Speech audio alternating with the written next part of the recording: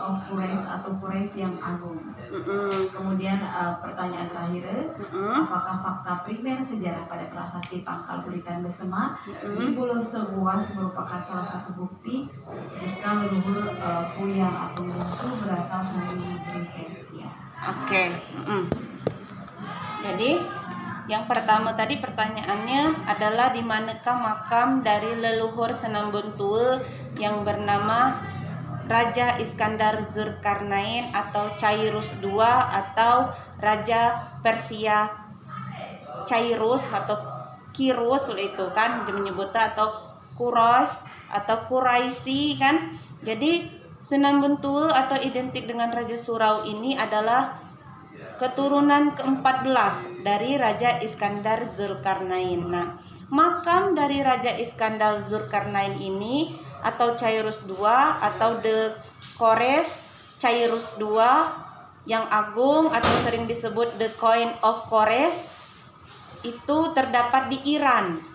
Di Iran, negara Iran, itu dibangun makamnya itu sekitar abad ke-6 sebelum Masehi. Jadi abad ke-6 SM, artinya 600 sebelum Masehi. Jadi Raja Iskandar Zulkarnain itu hidup sekitar abad ke-600 sebelum Masehi. Nah, itu dia.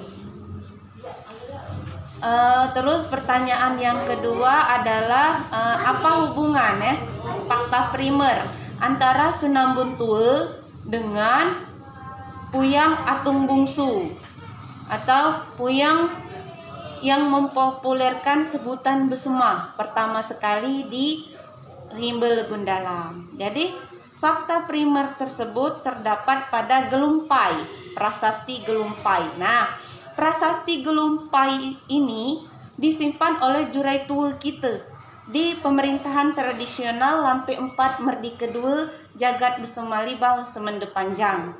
Nah, jadi Gelumpai tersebut bertuliskan surat kuno memakai bahasa Besema kuno. Jadi isi Gelumpai tersebut menerangkan tentang silsilah dari Empu Hyang Atung Bungsu. Jadi tuh silsilah Empu Hyang Atung Bungsu dijelaskan dalam Gelumpai tersebut. Isinya Senambuntua itu adalah anak dari Ratu Sinuhun Mataram kuno. Nah, dia tuh 7 berading. Jadi Atung Bungsu itu adalah putra bungsu, tuh putra yang terakhir dari Ratu Sinuhun Mataram kuno.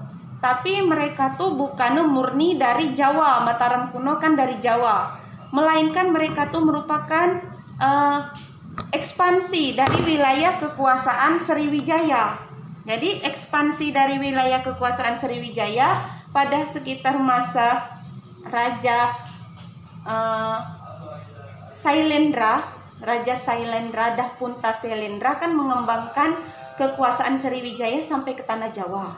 Nah, keturunan dari Raja Dahpunta Sailendra itulah yang bernama salah seorangnya Ratu Senuhun Mataram kuno.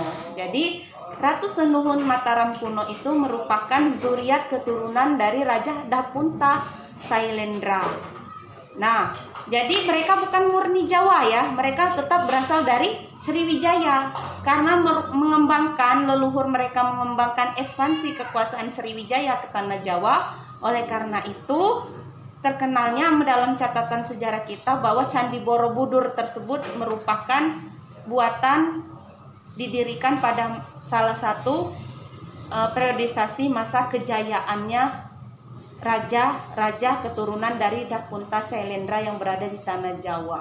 Jadi Borobudur itu merupakan salah satu mahakarya dari kita, leluhur kita Sriwijaya. Tapi buatnya di tanah Jawa, dan itu sering dibahas dalam forum-forum seminar baik berskala nasional maupun berskala internasional. Yang paling populer itu dibahas dalam bukunya Hipotesis Jurnal Disertasi Profesor Santo Sabah.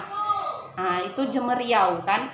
Jadi dia sering mengadakan seminar-seminar tentang Candi Borobudur itu merupakan mahakarya dari anak-anak Sriwijaya.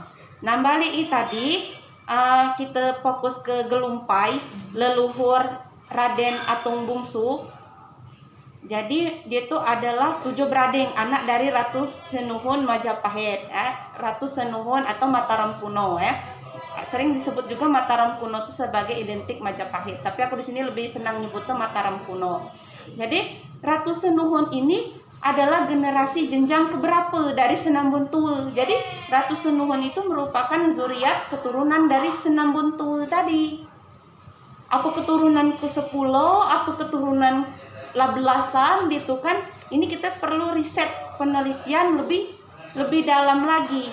Tapi dia tuh satu garis ditarik tuh Bungan Hani, dia tuh satu tuwus, garis tegak lurus gitu nah silsilah itu. Jadi atung bungsu di bawah ada Ratu Senuhun Mataram kuno, kepucuk Senambun Tua, kepucuk lagi nyela ada Raja Zulkarnain Iskandar tadi, kepucuk lagi nyela ada Nabi Sulaiman dan Ratu Balkis, sama kepucuk lagi ditarik di situ ada Nabi Ibrahim, Nabi Nuh, kepucuk lagi Nabi Idris sampai ke zuriat Nabi Adam alaihissalam. Oleh karena itu dalam buku Sejarah Atung Bungsu karya almarhum guruku Tumenggung karya bukan Tumenggung tapi Ahmad Bastari Suwan almarhum, pendiri Yayasan Pencinta Sejarah dan Kebudayaan Jemkite. Jadi Pak, dalam buku Sejarah Atung Bungsu karya dari Pak Ahmad Bastari Suwan itu disebutkan bahwa dalam sebuah prasasti yang tertulis pada naskah kuno Bulo Suwas, Gelumpai, dan naskah ini itu di kulit kayu khas, dijelaskan bahwa silsilah leluhur kita tuh kalau ditarik luwes dia tuh sampai ke Nabi Adam alaihissalam. Nah itu dia. Jadi kita tuh sejak zaman Nabi Adam itu telah bermonotisme atau telah bertauhid.